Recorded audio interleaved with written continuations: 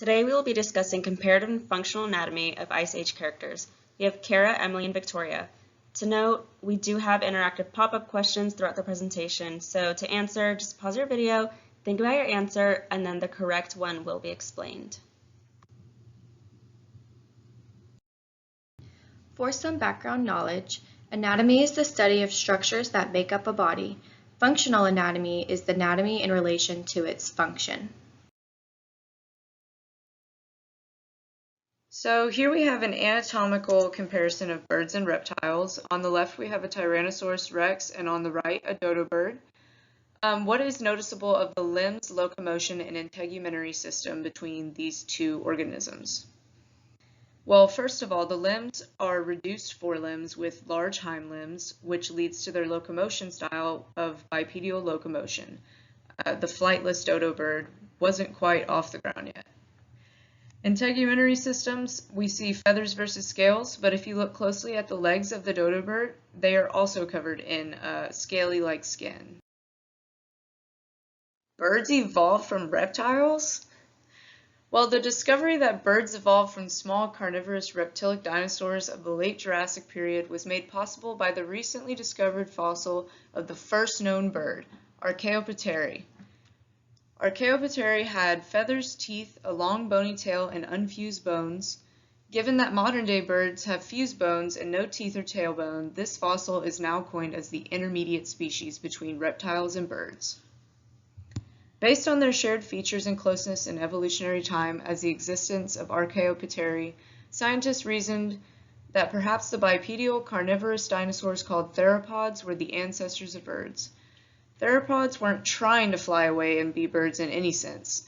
Instead, there were a set of features that characterized birds evolved through a complex series of adaptations that served different functions along the way. For example, feathers. Theropod feathers aren't what you think when you hear feathers. These feathers didn't function mainly for flying. They functioned as thermal insulation, communication and mating, camouflage, and other things such as water repellency. Eventually, it was theorized that theropods used longer feathers for thrust when climbing trees and evading predators. From there, we see the evolution to the earliest bird fossils, and birds is implying flying organisms that we see today, thus presenting evidence of the evolution of reptiles to birds.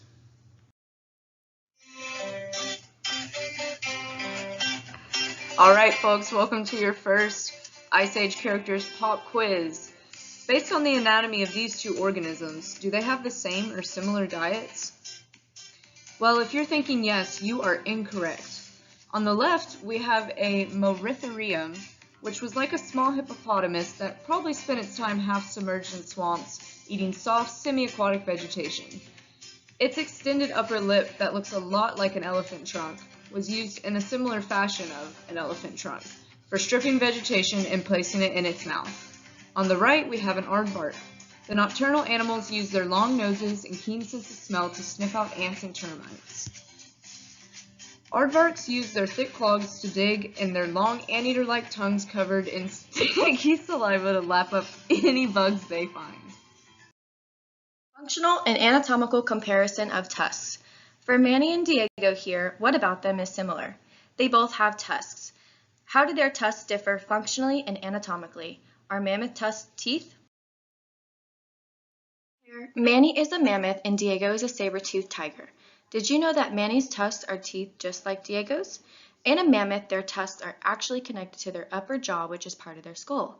Mammoth tusks are their incisor teeth, and in saber-toothed tigers, their tusks are their canine teeth. Both tusks are made up of the same material as our teeth. A difference in mammoth tusks is that they continuously grow throughout their lives, whereas in Diego's, they do not continuously grow, and they eventually become adult teeth, which are permanent. Scientists have actually studied fossilized mammoth tusks to be able to learn things about their life history, such as their age, where they traveled to, and what they ate.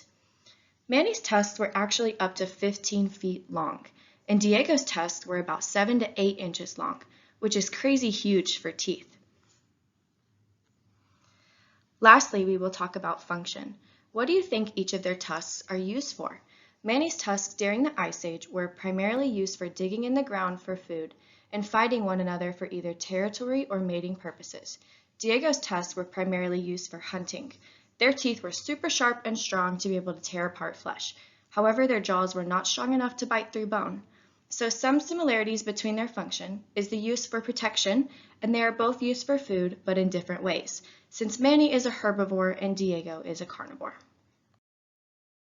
Here are what their skulls actually looked like, and you can see how each of their tusks connected to their upper jaws. Saber-toothed tigers had modified skulls and lower jaw bones so they could open their mouths 120 degrees, whereas a lion today can only open its mouth 60 degrees. Scientists believe this is due to their sheer length of their tusks so they would be able to attack their prey. Okay, welcome to Ice Age Characters Pop Quiz number 2. What is the anatomical difference between these organisms? Well, the correct answer is their reproductive system. Both of these organisms are saber-toothed tigers, so they are the same species as well as they are both mammals. They do have the same skeletal structure due to being the same species, as well as their circulatory system, which includes how their blood circulates through their heart and bodies. Their respiratory system is also the same because they both breathe through their lungs. However, their reproductive systems are different since Diego is a male and Shira is a female. Males have testicles that produce sperm, and females have ovaries to produce eggs. Females also have a uterus to hold the offspring during pregnancy. Since they are mammals, Shira being female would give live birth to her cubs. This is thermoregulation between land and sea. Who can tell me what thermoregulation is? If you don't know what thermoregulation is, this is when an animal's body maintains a certain internal temperature to survive in their environment. A theosaur, or the reptile in the previous slide, was most likely a cold-blooded or ectothermic animal, and the mammoth, or the mammal on the previous slide, was most likely a warm-blooded or endothermic animal. Endothermic animals are also called warm-blooded animals because they can maintain a relatively constant body temperature. Animals such as birds and mammals are able to generate heat within their bodies through their metabolism. This means that they can keep themselves warm even when the temperature outside is cold. Ectothermic animals are also called cold-blooded animals because their body temperature fluctuates with their environment.